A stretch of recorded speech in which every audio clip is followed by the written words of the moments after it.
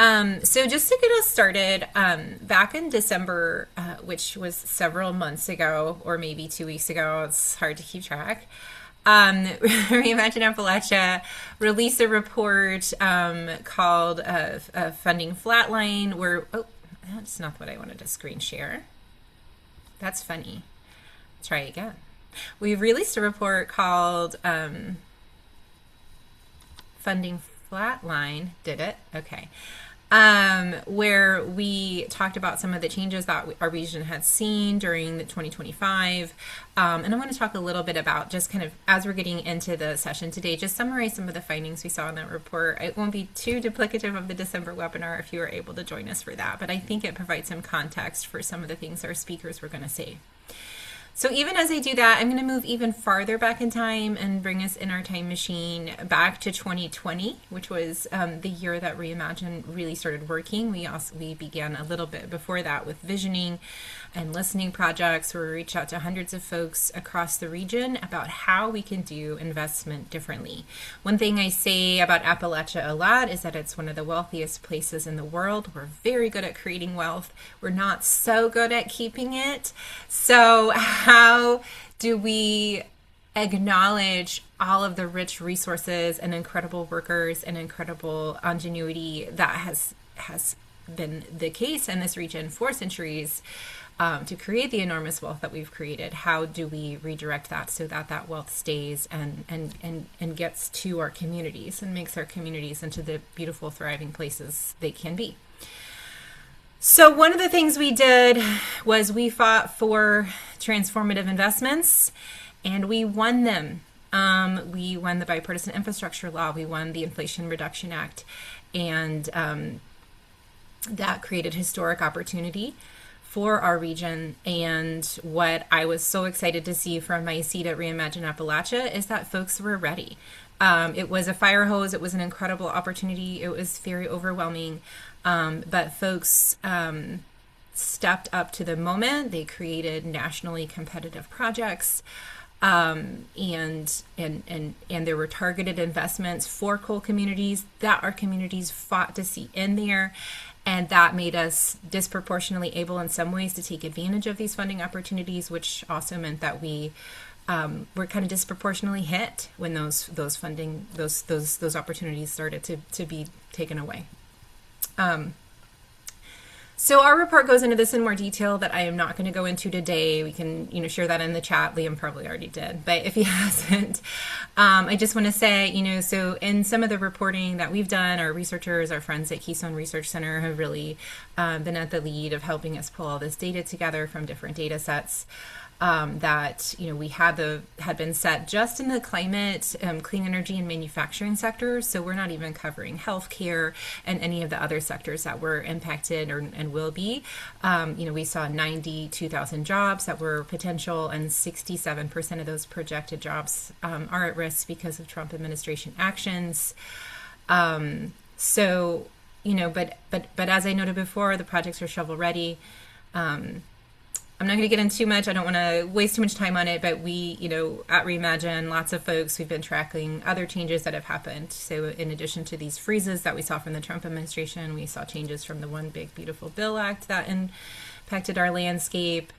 We are seeing those related, resulting in increasing energy prices, increasing costs just for being a person. These days, I don't need to say it out loud, but somebody has to say it out loud. It's just getting really difficult. It's getting really expensive. We're seeing a lot of big changes. One of the things we dove into in the report was specific changes at the Department of Energy that are changing Appalachia. One of the things we're looking into right now are other agencies that need focus on. And so we're talking just about some of the changes that have happened in FEMA and what that will mean for disaster relief. So that's something we'll be digging into in the coming year. I'm going to share these slides, y'all. So I'm just kind of sharing that this conversation is happening, so it's there if y'all want it. But I just wanted to end with the billions of dollars that we've seen canceled in the region. Just so y'all have some numbers on that. You can see the different states there. The proposed canceled in light blue The proposed cancels that it includes solar for all, which was a solar for low income people's homes project, which had huge impacts in our region, and then the confirmed cancels. And a lot of these, anyway, a lot of the proposed cancels are caught up in litigation. So a lot of the ones that are still proposed are just because they're still under litigation. And then I just wanted to show these numbers that we found in our report, which is that we had this starts in 2018, and so we had this progressive growth over time in our region. And this is just clean energy and manufacturing. But you see the same sort of big growth, and then this drop. That starts in January 2025 when we started to see disruptions to all that funding and flow. So anyway, if y'all want to learn more about that, way more information about that is out there, but I don't want to take too much of y'all's time with it. I just wanted to kind of provide that context to really show the numbers that we have them, that, boy, what a year. Things really changed, and people really adapted to a lot of changes. And those numbers are hard to see for me because I know the people that those numbers are attached to, right? Y'all know the people in your community and the projects that those numbers mean, and the potential for change that those numbers meant. But we're not done. As we said at the top, the Appalachia, we reuse things, and we're here to fight. And so how does our Want the nitty-gritty details about the model? Sorry, thank you. How does our collective work for a brighter future go forward? What's next? And so we are being joined by some incredibly bright minds to dig into that together. Sara Innamorato, Allegheny County Executive, is going to be our first speaker talking about some of those, and I'll hand it to you in just a moment. Sara Jessica Arriens from the National Wildlife Federation, Katelyn Walker-Mooney from LIUNA, and Katie Loudin from the West Virginia Community Development Hub are all going to be talking. But we're going to give everyone a few minutes, I think, to kind of give us a little bit of kind of what y'all are seeing from your part of the world, so we have folks from different aspects of the ReImagine universe. How can we decide, what are you seeing from your work, and how can we support each other? What's next? So Sara, how are you doing? We're here. That's I think right. in this time, it's incumbent upon all of us as leaders to try to create our own optimism. Because if we're constantly looking at the news and focusing on what isn't going well, and that there is plenty, it's really hard to get out of bed in the morning. But if you drill down in the community level and you see the momentum, you see the engagement that people are having with government at all levels, that's really what gives me hope in this moment. And I just really appreciate being a part of this panel. Thanks, ReImagine Appalachia, for getting us together. Thank you all for participating in this moment with an incredible amount of I think I would hope optimism, but also with honesty and, a strong sense of purpose. So yeah, I keep saying I bought a ticket to a roller coaster that I didn't want to be on in this federal administration. So we've obviously been dealing with a number of challenges at the county level with federal policy shifts and funding uncertainty. We had, a $4.5 million grant taken back for EV charger infrastructure. We had an EPA grant canceled that was going to do green stormwater projects in environmental justice communities. And so, we've felt the pain monetarily as well. And, there's a lot going on in Allegheny County and across Appalachia that is creating a lot of uncertainty. And, but it's really how we meet this moment. Right now, we see counties and municipalities being asked to do much more with less. We're seeing a big shift in the federal government from, taking funding away from critical pieces of infrastructure, many of which impact economic development, environment, housing, and really putting the onus on state and local governments to fill those gaps. So really, we're trying to think creatively on how we can respond to that in this moment. And we know it's going to take all of us. It's going to take, residents. It's going to take the philanthropic community, the nonprofit community, the private sector, really to come together and meet this moment. And we, as local government leaders at the county and municipal level, we are the people who are closest to the folks, who we represent. We really see firsthand how these decisions that are happening at the federal level are impacting people's daily lives. That gives us an opportunity to kind of put aside, our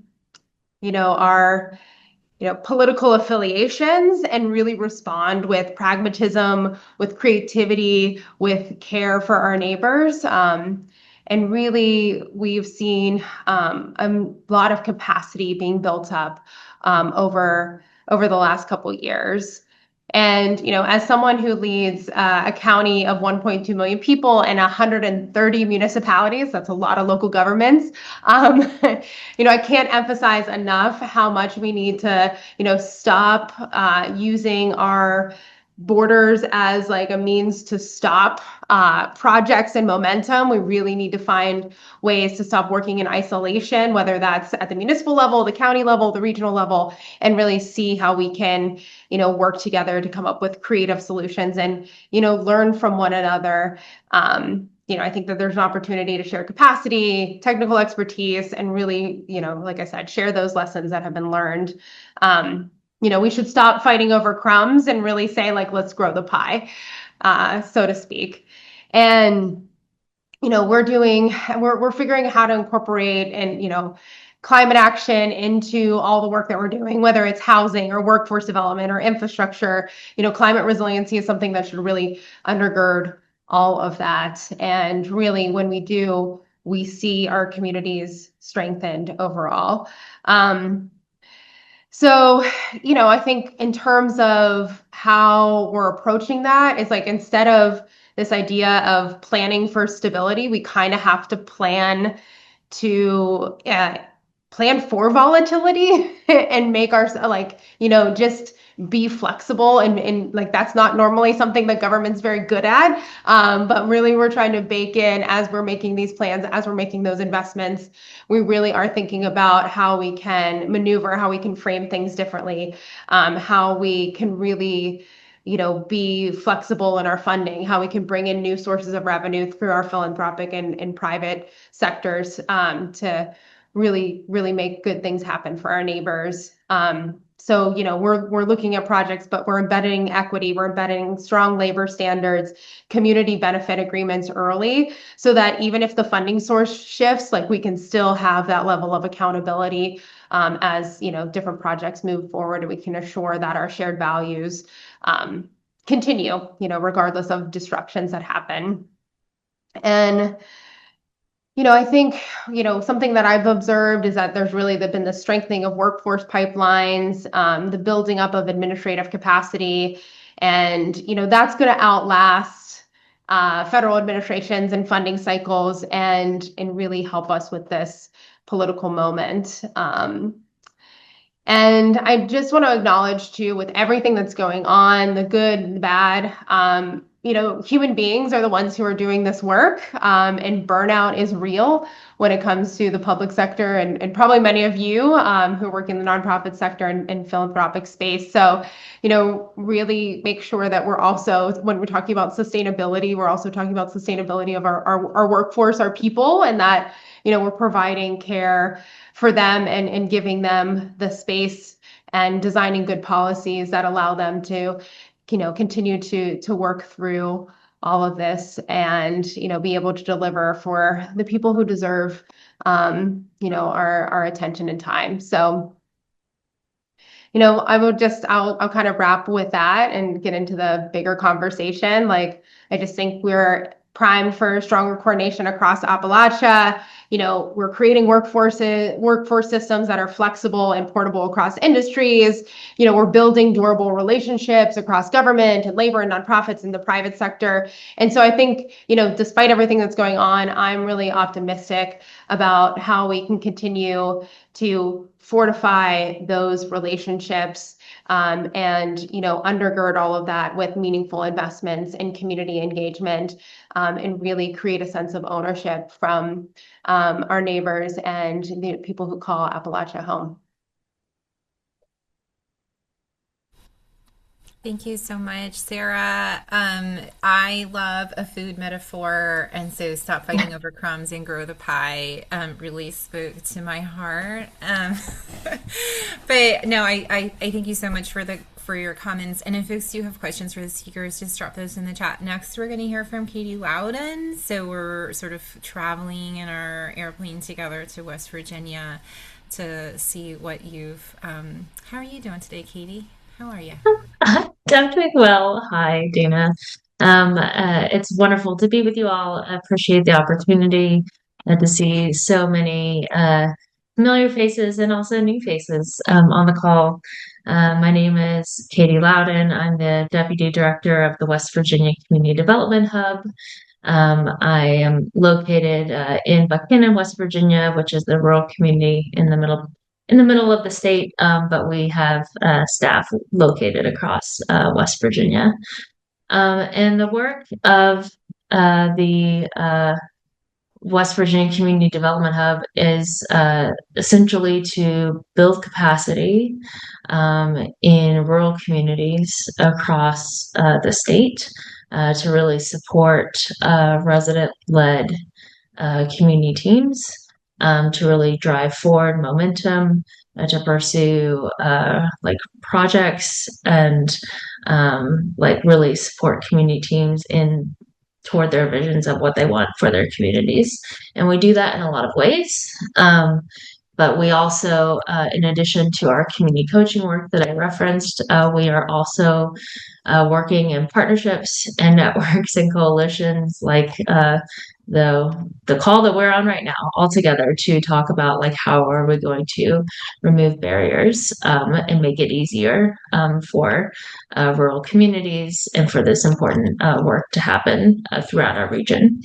We also do this really important storytelling work as well, because we're really proud of the work of everyday people in communities, and we like to lift those stories up. That being said, it was a really hard year to do this work last year. I think we can all acknowledge that. I would say overall, the community and economic development groups last year, not just the groups like the Hub, but just the overall nonprofit sector. I think, we were on the same terrible roller coaster, perhaps, that other groups were on too. We saw canceled grants, paused grants. We saw applications that were submitted, and then just suddenly the programs disappeared, sort of in the middle of all of the chaos of last year. I think that one of the biggest challenges, that we saw really mid-year at the community-based level was when, specifically in West Virginia, where the AmeriCorps programs took a big hit at the community capacity building level. I think that's where a lot of people really didn't understand how much value a program like AmeriCorps brings to a very rural place. And sometimes, one great AmeriCorps volunteer can be the difference between a plan sitting on a shelf and a plan really taking off in a small place and getting legs and moving. So I think that was really I think, we saw a pretty big shockwave go through the sector and through several partners when that AmeriCorps when those changes started happening last year. And then The other residual effects, of which I know, probably none of you are, this is not news to anyone, but that, since like all these changes have happened, that now like everything has, we've seen other federal applications have come out, the timelines and have just become much shorter. And now everything just feels really competitive, not just for federal applications, but as opportunities have become fewer at the federal level, private philanthropy has become much more competitive, and it feels like everyone is sort of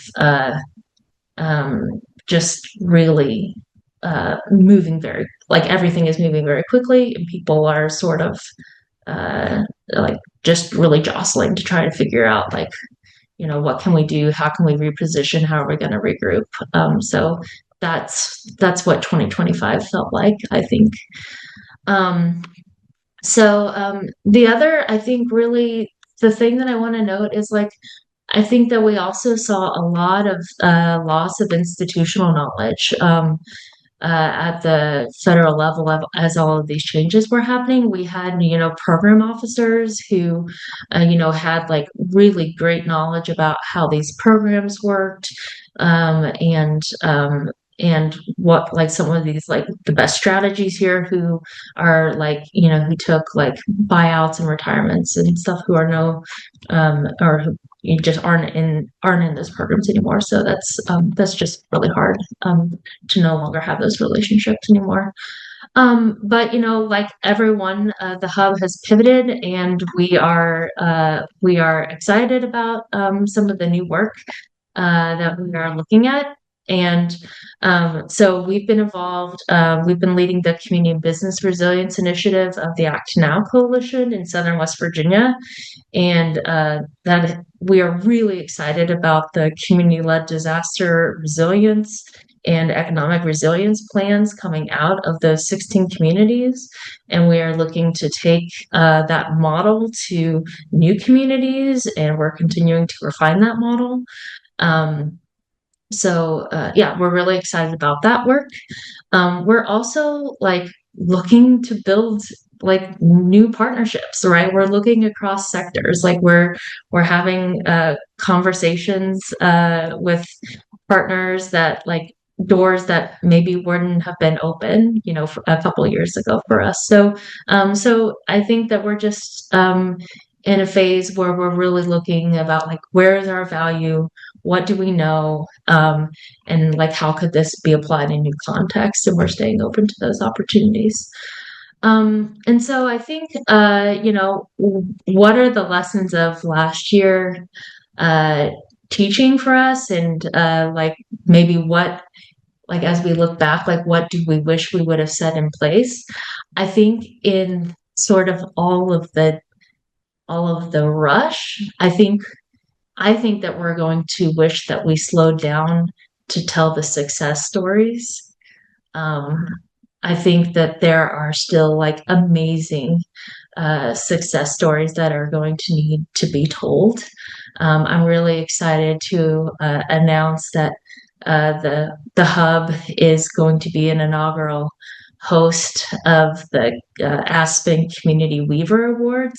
And so we're going to be lifting up community weavers over the next year, and going through a process of that. And I'm really excited to tell the stories of people who do this community building work every day. So I think that'll be an opportunity to really slow down and lift up the stories of people who are just doing incredible work. And I think that also we are really good at measuring short-term impacts for grants and other things, and we sort of know, okay, how are we taking the long-term approach, right? How are we measuring across the sector? What were the multiple interventions that led to huge impacts long-term? And how do we get our arms around that better? So cross-organization metrics and impact mapping over medium and long term, and what does that look like? So I think this opportunity of maybe um, not cocooning, but maybe, yeah, evolving as an organization will provide us an opportunity to examine and provide some leadership through the field as we explore like what the next like evolution of our work will look like in that way. So, and lastly, it's just a really wonderful, like I'm just never gonna take this work for granted, right? Like we show up for the people in our communities, and the work is different every day, and I'm really grateful to do that work. So even though that we may have to pivot the way that we fund the work, or we may have to pivot our strategies, or even the way that we talk about the work, like fundamentally, the work for the hub hasn't changed. And as long as we can keep doing it in some way, maybe we can't work with 35 communities in a year. Maybe we work with fewer. Maybe we have to adjust our strategies. But as long as we can keep showing up for people who want to make their communities better, like that's what the hub will do. We are committed to working and strengthening the communities of folks who want to work with us. So I'm excited to do that work, and everyone on our team is as well. Thanks. Thanks, Katie. It's really beautiful. One of the things you said about the short-term impacts versus the long-term cross-sector interventions, I may not have got the full quote, but I think we talked so much, and I see so many comments about the chat about the hugeness of the work and the way all of the threads tie together, and it's both something we think about, and geez, what a hard story to tell. So when you figure that out, let the rest of us know. We're working on it. Great. Excellent. No, but I love it. And so Katelyn Walker Mooney is going to be our next speaker. And so we're traveling even to a higher level to the scope of all of the workers that LiUNA represents.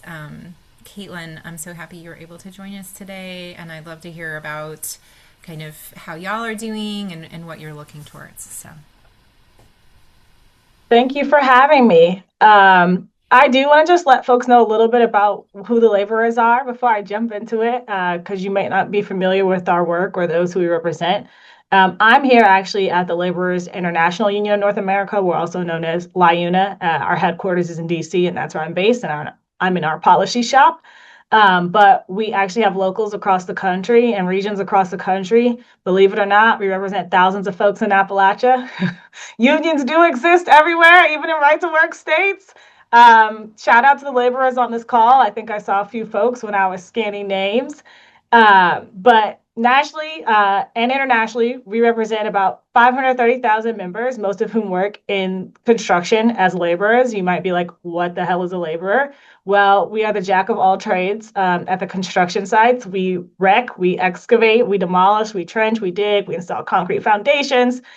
We tend other trades like masons and plasters, meaning we prep sites by helping build scaffolding and mixing materials. I mean, you name it, we do it. And we often do the hardest and least well-paid work on any site. That's why we unionize and organize and fight to lift all workers up and are constantly bringing more people in. So I want to sort of bring that to the forefront as we talk about what it is for us to do this work and how it shifted over time as we've made our way, made sense out of nonsense in this moment. I think something else to keep in mind is that when labor, community, and governments come together to support critical workforce development pathways, that's when, to us laborers, we see our best results. In these instances, governments, through investment in projects or workforce, can send signals to the private sector about what's in demand and what's important. And then that demand signal helps community and labor come together to build workforce pipelines to create the supply of skilled labor needed. And like Dana said at the top, this is basically what the federal government largely tried to do with the Inflation Reduction Act, which had worker standards in it. It had incentives for prevailing wage and for apprenticeship and for the use of project labor agreements, which are a type of collective bargaining agreement. This is what the bipartisan infrastructure law tried to do. I mean, if anybody here, which I'm sure plenty of you have, read any of the grant notices of funding opportunities coming out of the Biden administration, they were chock full of questions to folks who are going to be receiving these funds about community benefits planning and like, what were their plans? How are they going to invest in workforce? How are they going to recruit locally? How are they going to make sure the jobs were good quality so that they would have high productivity and low turnover? And the same even true for the CHIPS and Science Act. In each of those had pieces that touch on clean energy.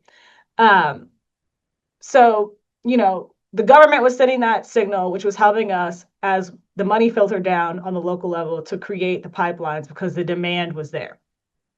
And second, as many of you might already know, in the construction sector, workforce pipelines are the entry point for many new entrants.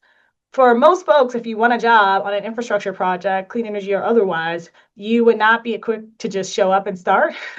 You would need maybe an apprenticeship or a pre-apprenticeship, a pathway in. And we have a great system here in the unionized trades where we fund with labor and management, if you can believe that. We work with our employers to fund training to like make sure we have folks ready to do this work.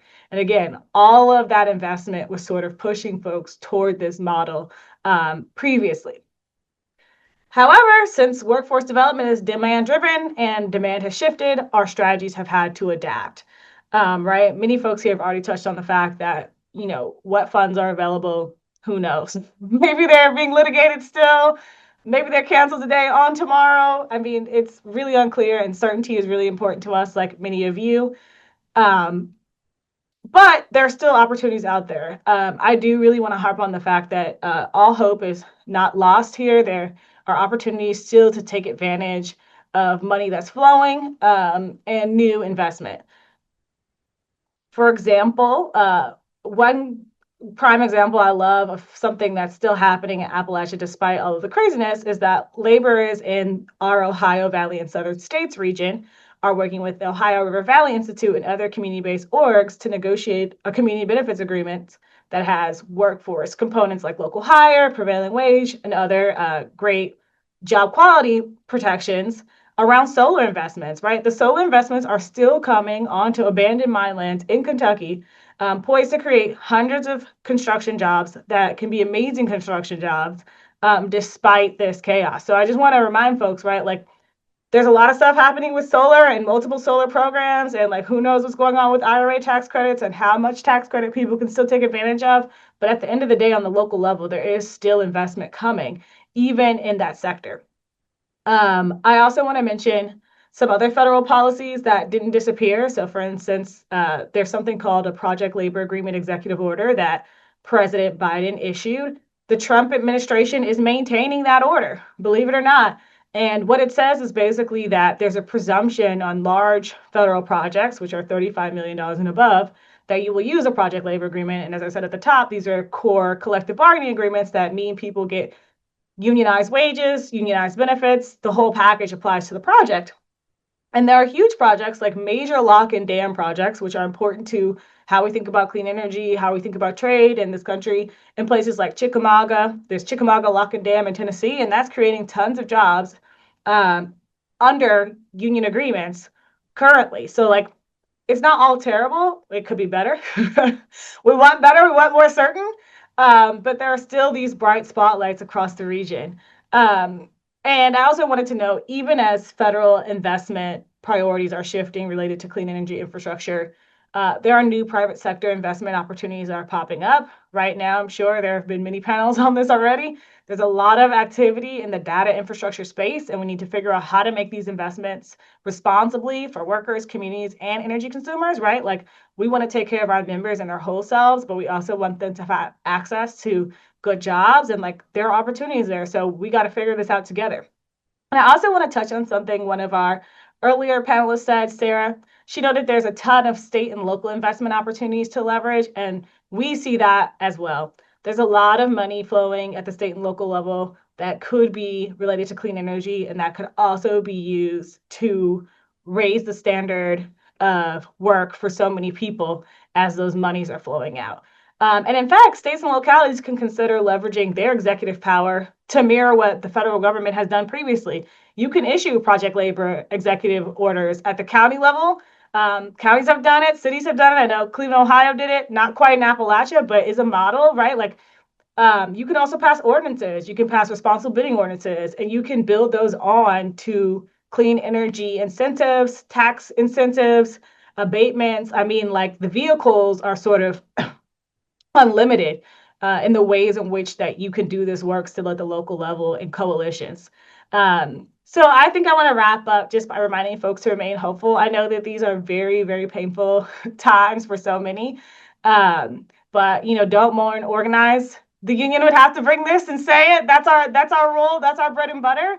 And then to just still echo my co-panelist, Katie also brought this up, right? The work still continues. We just have to be flexible in this moment. You might have to talk about it differently. You might have to message it differently. But at the end of the day, I still think like the ultimate goals that we all shared that brought us together, we can still achieve that.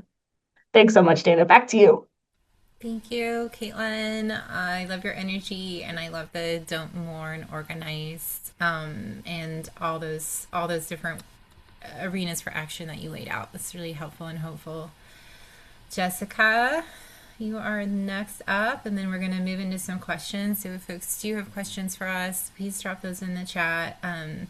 Really excited to have a few minutes to talk with y'all. But how are you, Jessica?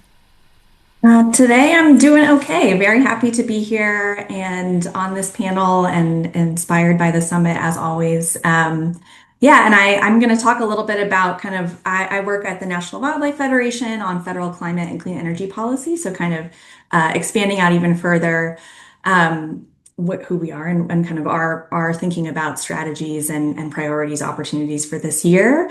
For those who don't know, the National Wildlife Federation is a nonpartisan, membership-based conservation group. We have affiliates in every U.S. state and some U.S. territories. And our mission is to ensure people and wildlife thrive in a rapidly changing world. We've had the good fortune to have longstanding engagement in Appalachia with labor unions, coalfield health organizations, conservation partners, and with ReImagine since almost the very beginning.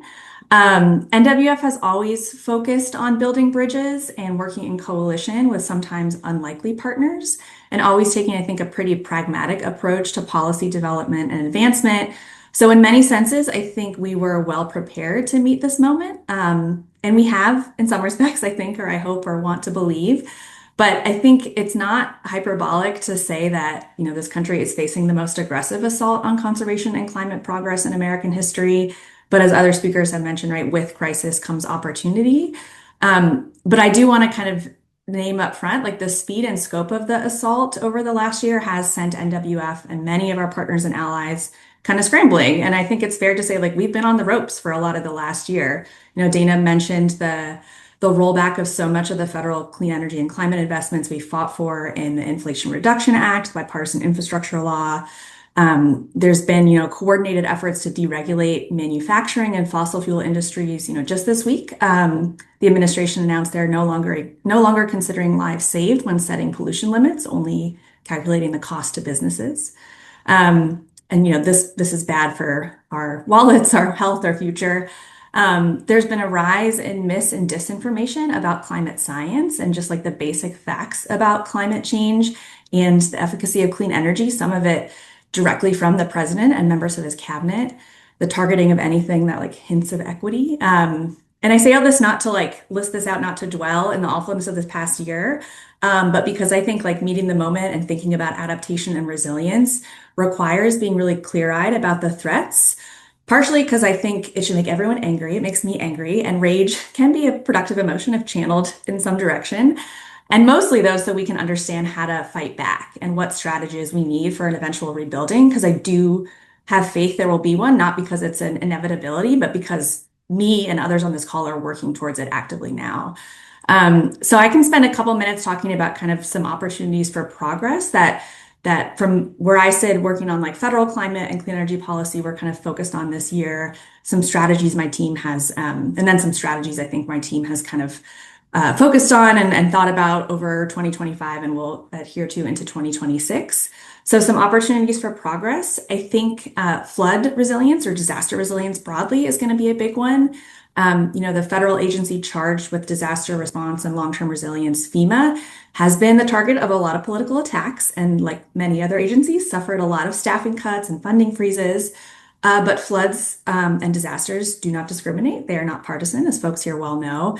And I think there's a growing awareness, and especially on the national level after Hurricane Helene, that like from both political parties and a lot of communities and people, that like flooding is one of the key issues for Appalachia, and that presents an opportunity to do something about flooding and to think about flood resilience and long-term resilience in our communities a lot more robustly.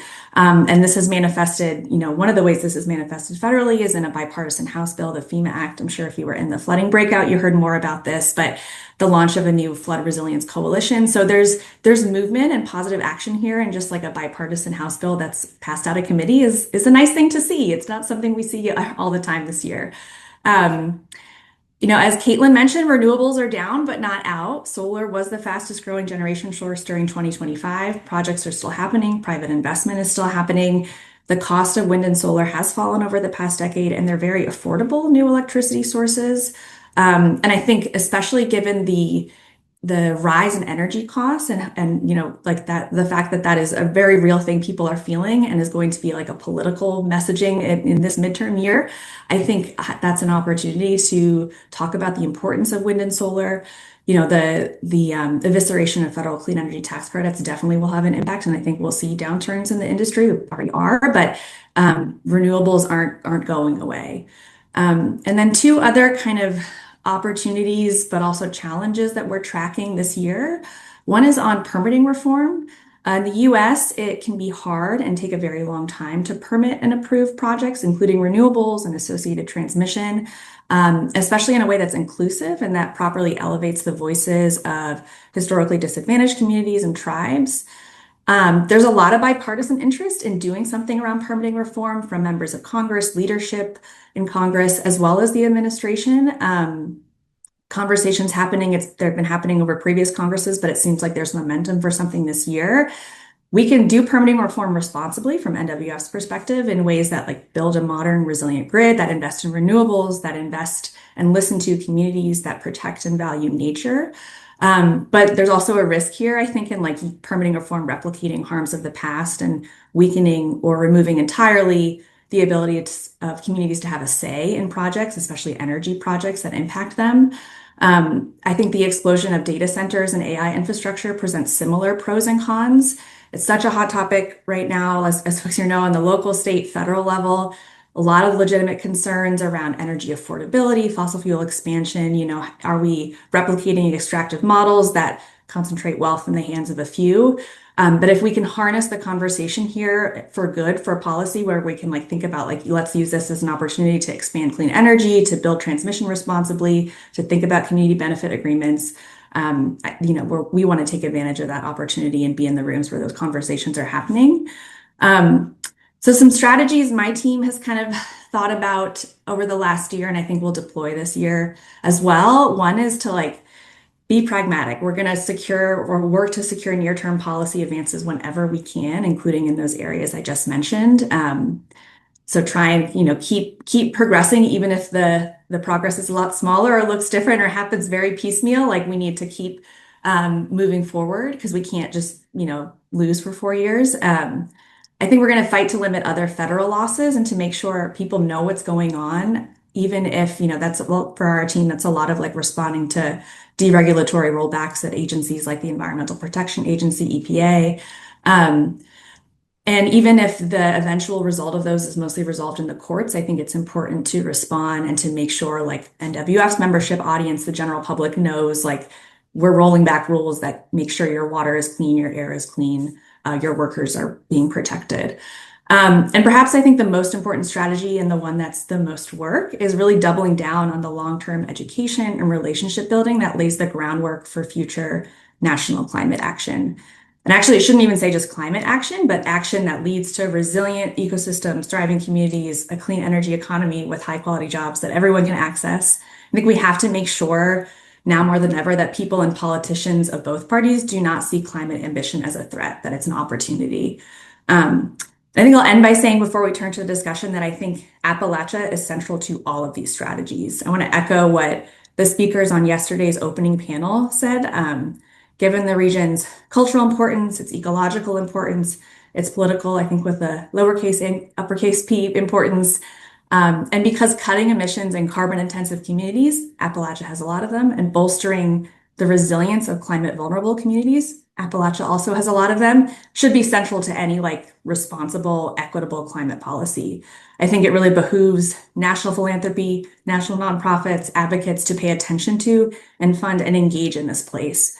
And that's in a way, and I say that as someone who, also sitting in DC. So I want to be clear. I say that that needs to happen in a way that listens to, supports, and respects the incredible local organizing and expertise and work that's been happening, that's already happening, that will continue to happen in Appalachia. So I'll turn it back to you, Dana. I'm looking forward to the discussion. Yeah, we'll pull everybody in here together. And just because you out-migrated doesn't mean you're not a Kentucky girl, Jessica. So we still get to be a Kentucky girl. You're not the only buddy who had to move. Great. Can we get Katie in our party too? All right.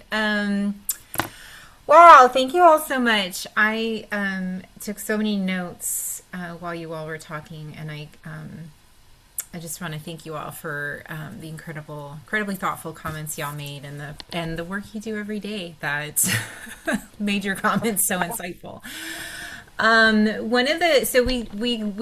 We have some time to chat here. Like I said before, if folks want to drop questions in the chat, please do, or observations for us to respond to. Absolutely. But I'm going to open us with a question that I came up with, which is, one of the things that's been so weird to me about the last year was that, honestly, like historically, my policy issues have been really bipartisan. I'm really used to working with Republicans and Democrats on our issues and seeing traction on both sides of the aisle. And so it's so strange to have abandoned mine lands and all of these really, to me, infrastructure and workforce development suddenly become partisan in this strange way. And it feels manufactured to me, honestly, because it's not what I have. So I'm just kind of curious for you all, from where you sit and how you work, have you noticed that trend? Are there things that are feeling really impossibly partisan at the national level that feel less partisan, or with more area for cooperation at the local level where that maybe that partisan, I kind of feel like there's this like partisan game that's happening up here that I don't feel as much. So I'm curious. So it's a bit of a vague question, but I'm wondering what y'all are seeing from that. And Sara, I might call back to you because I suspect that you have a lot of interesting insight into that, just to get us started. Sure. And I think you're spot on in that if you turn on CNN or Fox News, you'd be like, there's no functioning federal government, and Democrats are fighting Republicans in the street. But when you get on the ground, I mean, really, I think if you're talking about quality of life and making the region the best it can possibly be and help the most amount of people, like people are bought into that.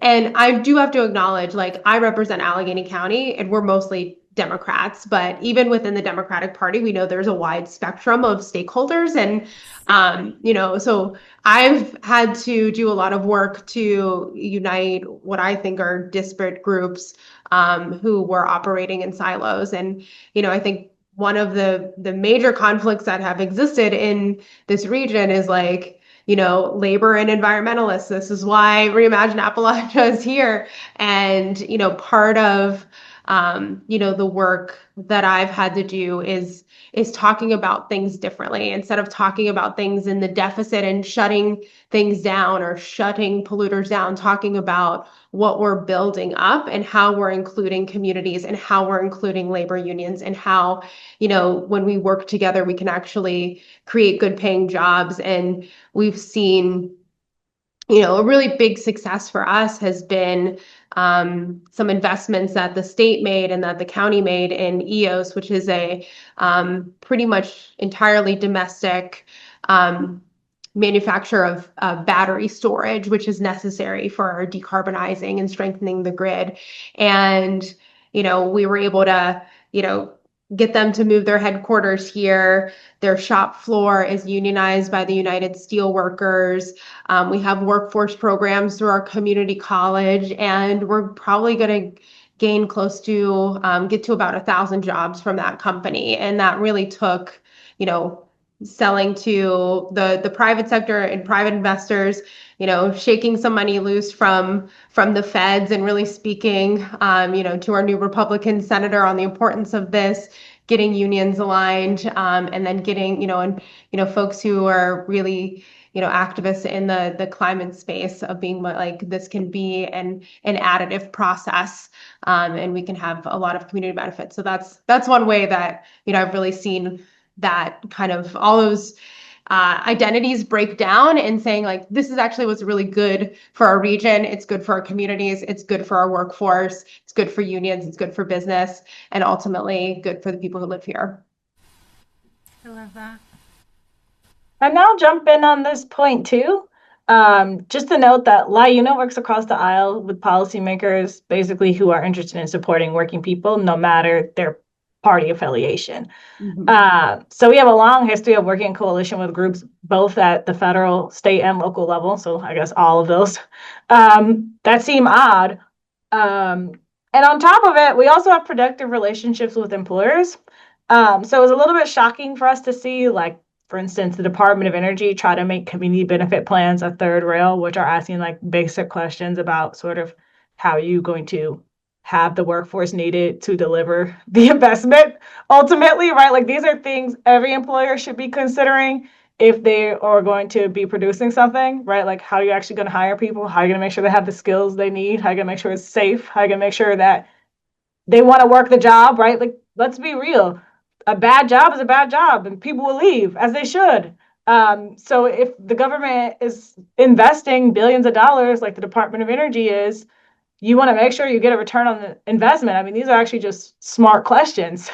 So to see this become like a political football is very odd. And we've even seen it at other agencies across the federal government, like the Department of Transportation, for a little bit was sort of playing around with job quality language in some of their funding vehicles. So it's very odd to see like job quality, which again, to your point, Dana, should be like a bipartisan, right? Like, I don't really understand why that wouldn't be a bipartisan goal ultimately to make sure that the federal government is not producing terrible slave wage jobs with exploitation, child labor, and all of the terrible things we don't want to see at work.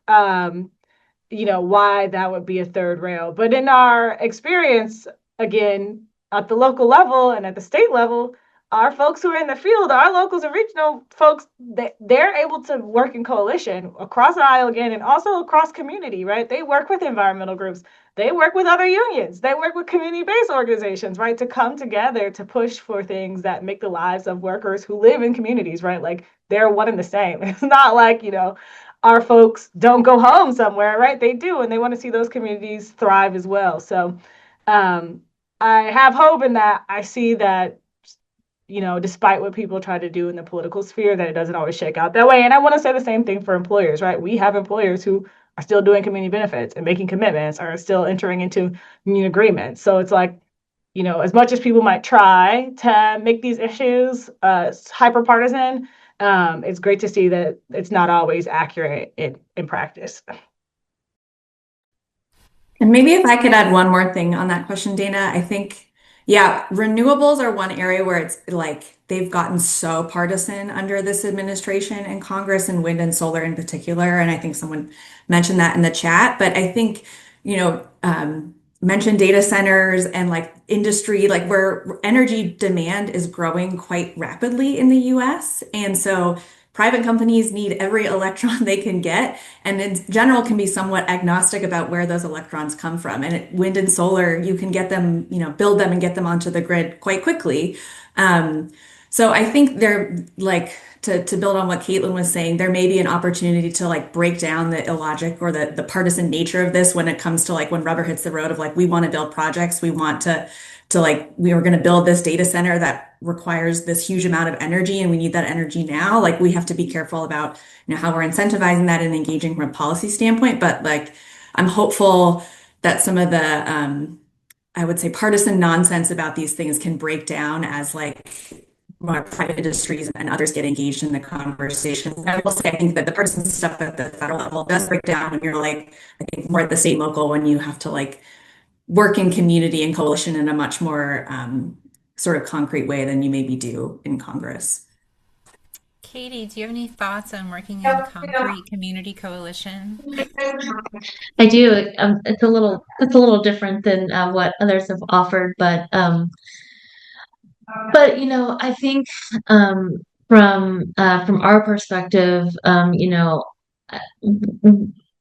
these these historic flooding events keep coming through Appalachia, and whether or not you think that this is an effective climate change. Um, I think that is like a national partisan issue and a conversation that happens up here. But I think for a person who is trying to rebuild their business or trying to rebuild their home that's been on a plot of land for generations, they're not really interested in that conversation. They're just trying to figure out how they keep going, right, and exist in their community. And so we've seen actually people working together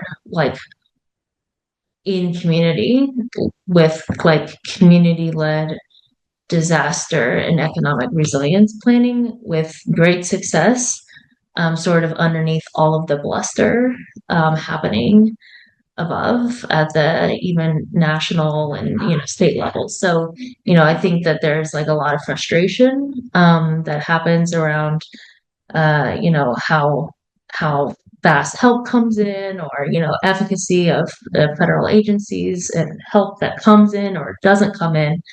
But ultimately, I think communities have the potential to become stronger, right? When these terrible events happen, we've seen opportunities for these tenuous bonds of trust, and people who didn't know their neighbors suddenly experience this event together, right? It doesn't really matter if you're which way you voted, right?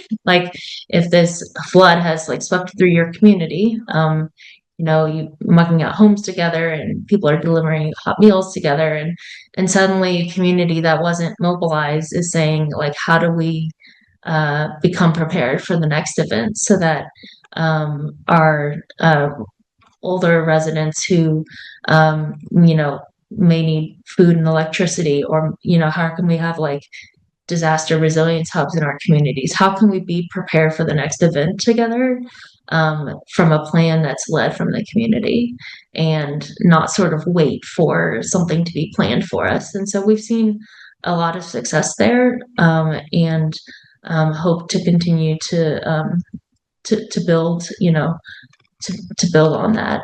So. Yeah, I love that, and the thinking about building trust by doing the work together. I think, and having those shared goals. That's just been such a theme in my work, and I love the examples that you were sharing with us about how groups are building trust and what you're learning about building trusts in these situations. So.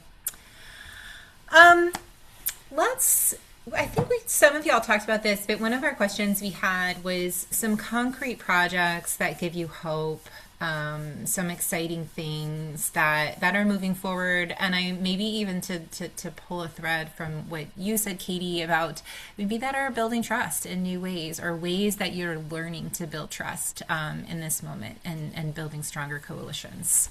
So does anybody have some bright spots for us on tap, or some trust building lessons?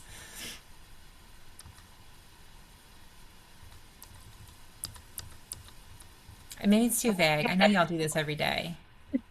No, it's okay. Yeah, I mean, we really saw a blueprint for for this. The West Side community of Charleston went through a gas. There was like a gas leak a couple years ago where residents were without power, and so they were without heat in a very cold November, and this is in a neighborhood that had a lot of like elderly folks in the community. They were without heat, and so I'm really happy through the Accelerate West Virginia program, the Community Business Resilience Initiative program that the hub has been working with.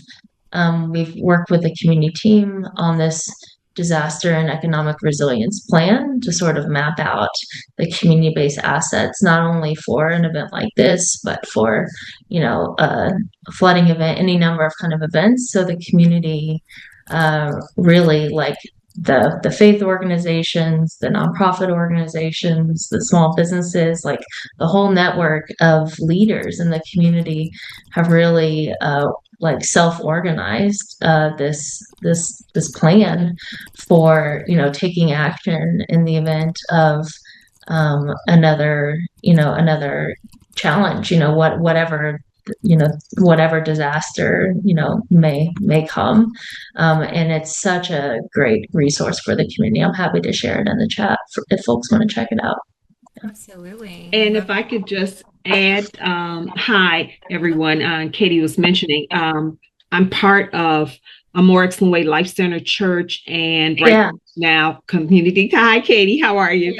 And so she's right. The community has come together, and one of the outcomes from the mapping and the other things that were an outcome of that disaster and subsequent is that we are engaged in putting together a community microgrid, so that we can help be one of the stopgap measures, if you will, or be a resource for those if in the event of another disaster of this magnitude, people will have access to sustainable energy that will help mitigate all of the problems and issues that were associated with that disaster. So we're really working hard on that. We're looking at our funding stack, working with some other agencies to work on that. And we've gotten some funding. Of course, we need more, but we're working on getting some more funding. And it's been a interesting process. But one of the themes that has come out of this discussion and others is the need for collaborative efforts and partnerships that recognize that when we are doing what we can for our communities, it's just not going to come out of one pot. It's going to come out of several pots, and that the struggle is real, but it can be overcome as long as we recognize what the end goal is. So we really appreciate Accelerate and all of the other partners that are working with us on it. And we're hoping that by the end of this year, the grid will be up and we'll be able to service our community in the event that we have an outage of any kind. So I just wanted to share that. I love it. I know we highlighted your work on one of our webinars. Is it just such a fantastic model? So yes, it is. Thanks, Katie, for all it. Yeah, thanks, Dana.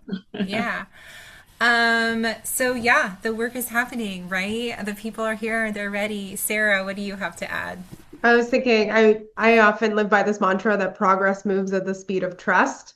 And so, Katie, you speaking about how you've gone into the community and really, built those lines of communication, especially post-disaster, is so important. I shared in my last answer around EOS and the success around that, but we've been working on just like, how do you, in times when you're not dealing with a disaster, can you put things forward that help to build stronger bonds between seemingly disparate interest groups? So, we've done, Katelyn, to your point, when you were talking about, responsible bidder ordinances and things like that, we've done like a labor EO.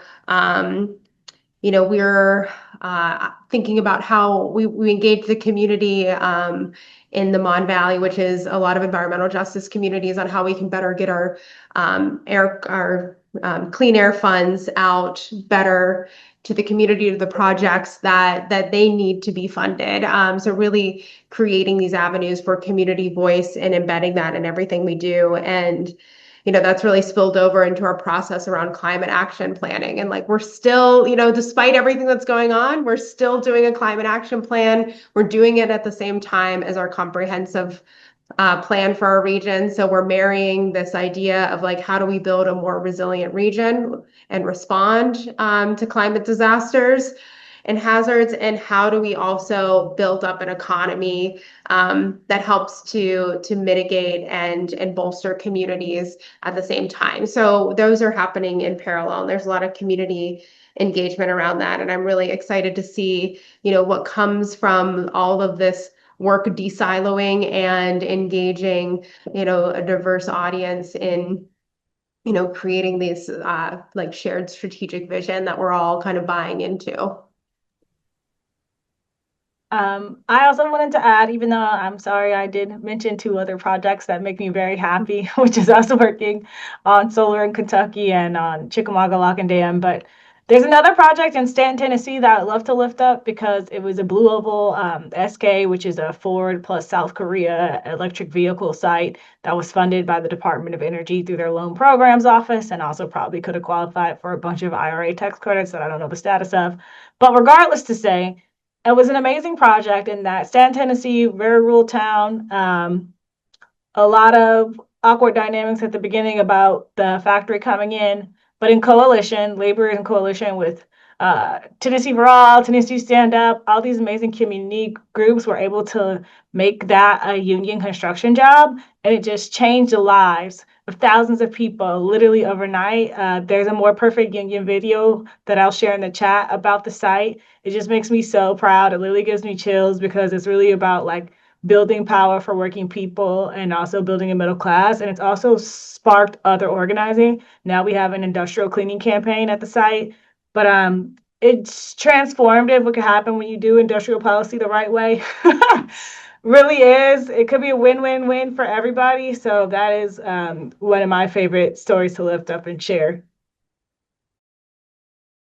I love that. Yeah, and it's to work backwards from the things that are built and the other things that were created from them.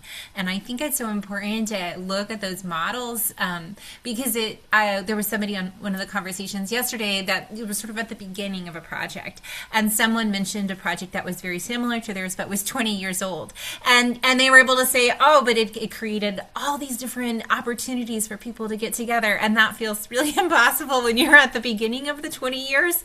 But we are playing that long game. I was going to tell the story that last night at dinner time I was hungry and I found a pizza in my freezer that I didn't know was there. It was like this amazing gift that I gave to my future self. So I was thinking I'm going to bring it home.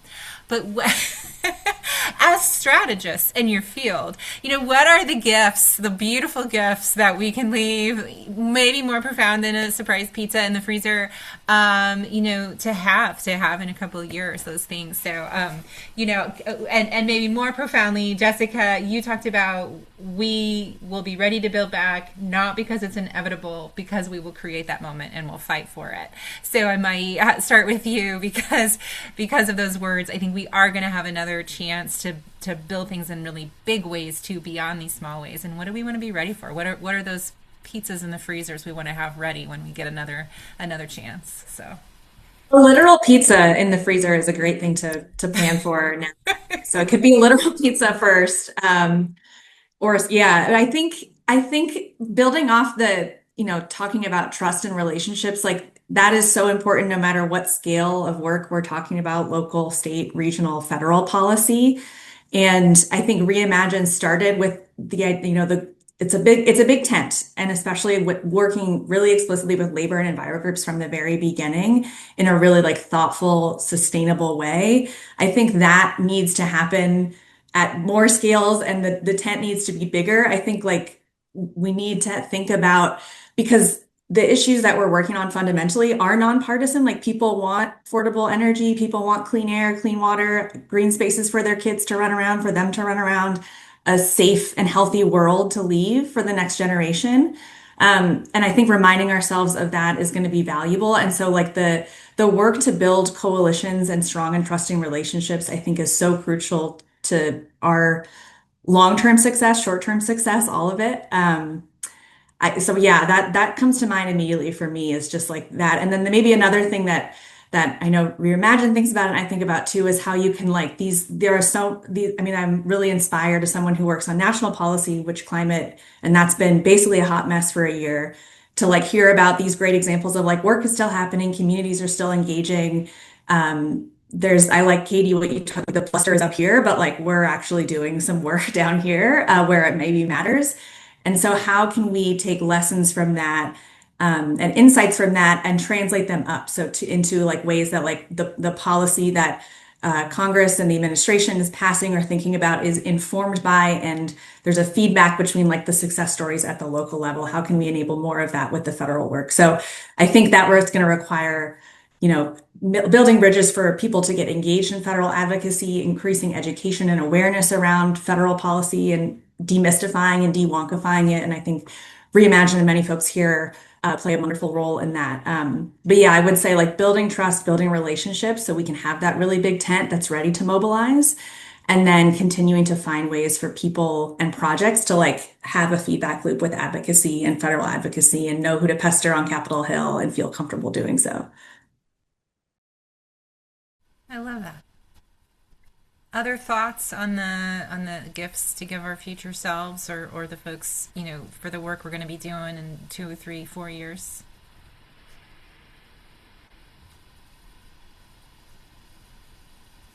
Well, I love that you had your past self really looked out for your future self with the freezer pizza. Love when that happens.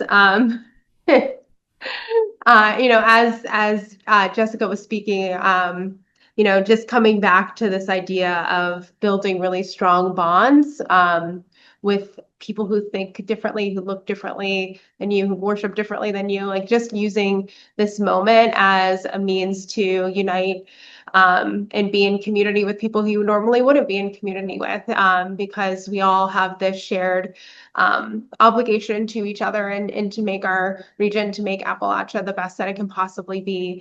And, this moment where there's so much volatility at the federal level, like I'm really excited to have county government, which is not the sexiest level of government, or municipal government, to really get their opportunity to shine, because we are the doers. We can take action. We can be flexible. We can be nimble. We can be creative. We can be innovative if we choose to do so. And, using this moment to say, hey, look at what we can still do despite what's going on, despite this perceived dysfunction. I'm really excited about that, because I think that that will stick with people, that they will now understand who is their local elected leaders, what are they doing for them, how are they communicating, how are they incorporating their wants, needs, desires into the money that's coming out the door and the plans that are getting made. So I'm excited about that. Katelyn or Katie? I got other questions. We can. Yeah, I was just gonna say, I think honestly, like there's an instinct in this moment to go just faster and harder because of the like that's what the moment feels like. But I actually think what we will wish that we'd set in place is permission for ourselves to slow down and to be really strategic and to be really intentional in the work that we do and really go back, at least in the community development space, like just back to basics. Like, what do people want in their communities, right? Like, they want good jobs, they want places, like they need they need good housing, they need infrastructure, they need, and they want opportunities like for their families.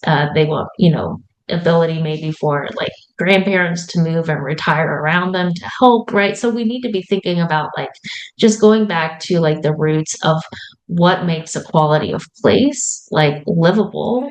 And we need to be like not polluting these places and like just really paying attention to like the downtowns and in these places and the opportunities in these places and like what is the business environment in these places and is there childcare in these places and what is the food access in these places, right? So just really um not like I don't think we have to reinvent the wheel to do all of this. Like we have the infrastructure in place, we have wonderful partners working around all these issues.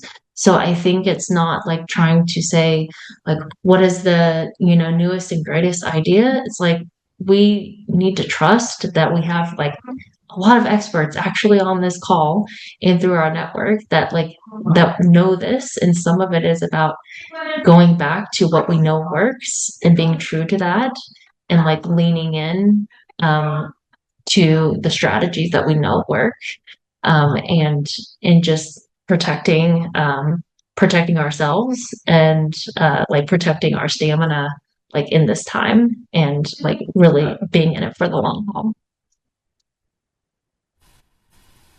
And just really quickly, like what I would tell past self to future self, but rather, I think I think that this is aligns with what Katie's saying, even though it's going to sound like it doesn't. So I think these can be one and the same. But I would say that it would be go bolder, be strategic, and think about things that are bold and based on things that you know work. But I think if anything that this administration has demonstrated to me is that sky is the limit, and that maybe we have ceilings that are too low on like what can actually be done through government, through investment, and that you can use your power to be bold for good just as much as you can for destruction.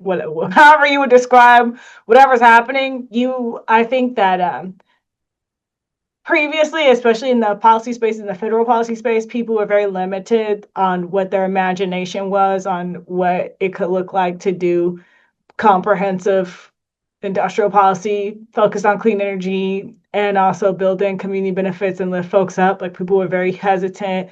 People were very like, incentivize instead of require, we're very nervous about, and not to say there's not reason to be nervous, right? You still have courts, you still have to deal with like, litigation and risk and all these things. But I think what's been demonstrated to me is that you should be less afraid of those things and trying to achieve good things and goals. So, yeah, I think for me, it's about being bold, but based on strategy and based on what works.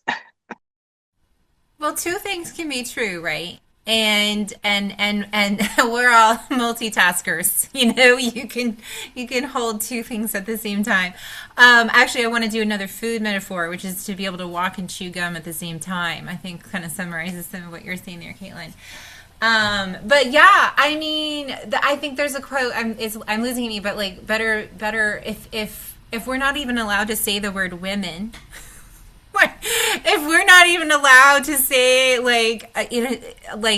economy or whatever the other words that are forbidden, like let's just be hanged for what we want in a bold way versus pretending. So I think let's like ask for the things that workers need and don't pretend. So I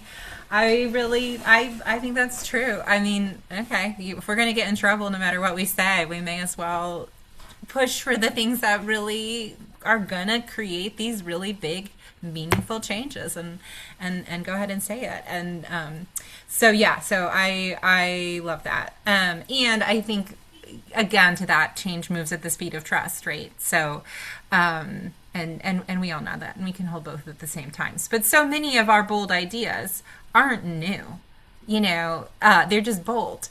And they've been lingering, and we've been building towards those for decades. And so, now is the moment to come. I mean, so many of the ideas in our blueprint from 2019, 2020, those ideas still feel bold, but they're not new. We've been talking towards them and around them for, they came out of work that started in the 70s in Appalachia.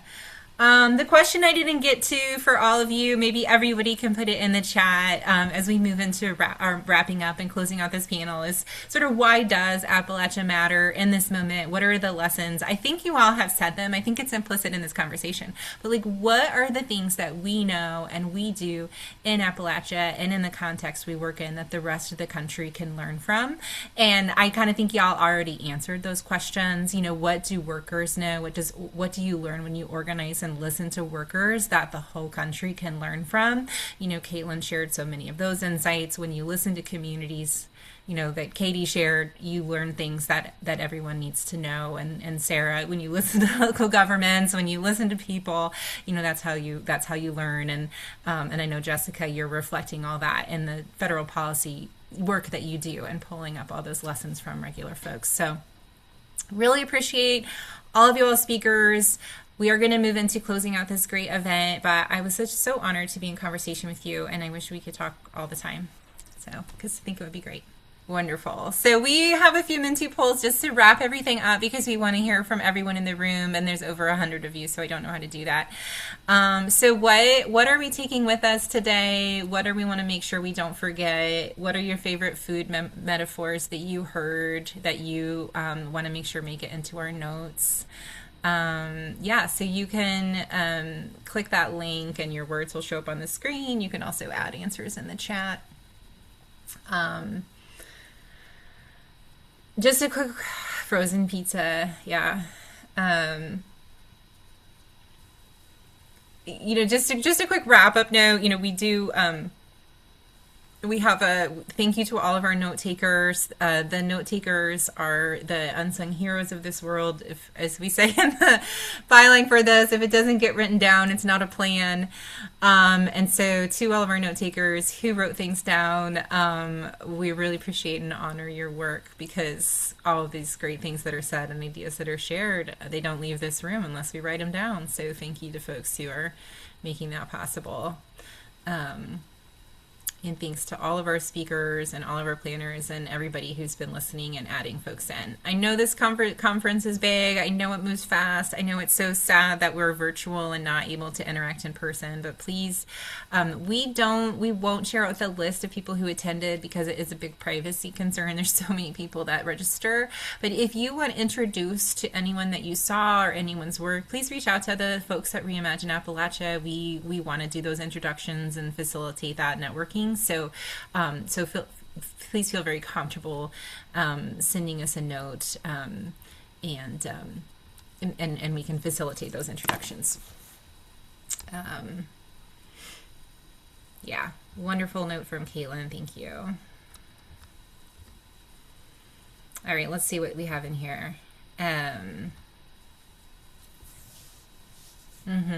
Sorry, I'm just reading. Lots of notes around collaboration and working together as community. We saw several of those.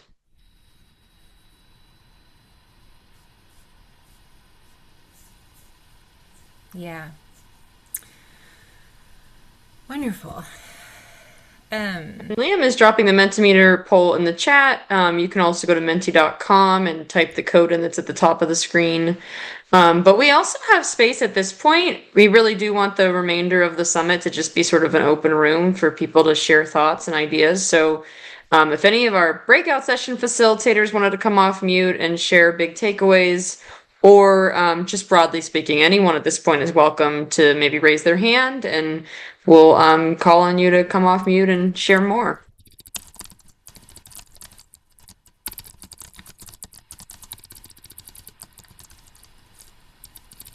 I mean, I know people are probably tired, but I know this isn't a shy crowd, so feel free.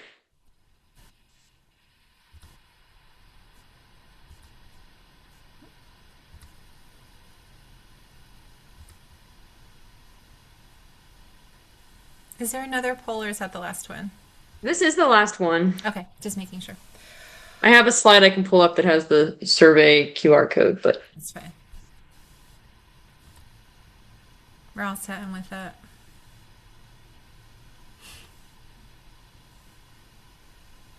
Well, if you guys, I see people asking for a Google Sheet where people can share their contact information, so we can always put something like that when we do the notes around. So if people want to kind of DIY your own interactive follow-up contact sheet, we can totally do that. Yeah, I just that seems like a great way to both respect people's privacy and facilitate those connections. So that's a great idea.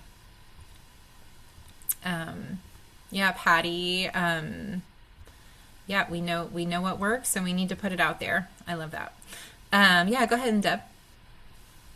Yeah, I just thought that one thing that struck me as somebody who works a lot in manufacturing is that oftentimes, there's a lot of negative connotations around manufacturing, and I didn't hear any of that. I instead heard things that were very supportive of the manufacturing community, and I thought that was a very nice thing to hear, as well as all the great work that's going around Appalachia, which listening to your weekly calls or ever the week calls, whatever they are, doesn't surprise me as much.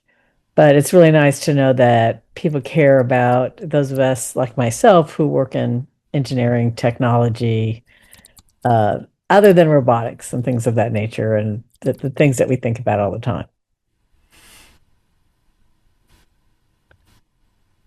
I love that. That's great. And there is a spreadsheet from M. Look at you go. So, are there two spreadsheets? Okay. Yeah, no, that's wonderful. Yeah, go ahead, Molly. No, I was just say I will also respond and just uplift. I think this was dropped in the chat at some point during this event, but Deborah was actually just referring to our coalition update calls, and they do happen every other week. If you want to stay up to date with the work of ReImagine Appalachia, that is one of the easiest ways to stay up to date with us. We have those calls every other Tuesday at noon. Even if you can't attend the event, if you are registered for it, you'll receive the follow-up notes, which do have a lot of resources from our partners and other opportunities. So definitely get registered for the coalition update calls. And then I'm going to switch to a different slide in just a moment here with our survey that Liam has done a really great job of putting in the chat for us. It would also be really great to get all of your feedback on how you feel like this event went. So I think we've seen most of the answers come through on here. So I'm going to stop this screen share. So for the coalition update calls as well, we do feature one or two speakers every week where we give you all a chance to highlight your work and learn a little bit more about it. Because I know just joining these events, we get to talk so little, so it's nice to be able to spotlight and dig in a little bit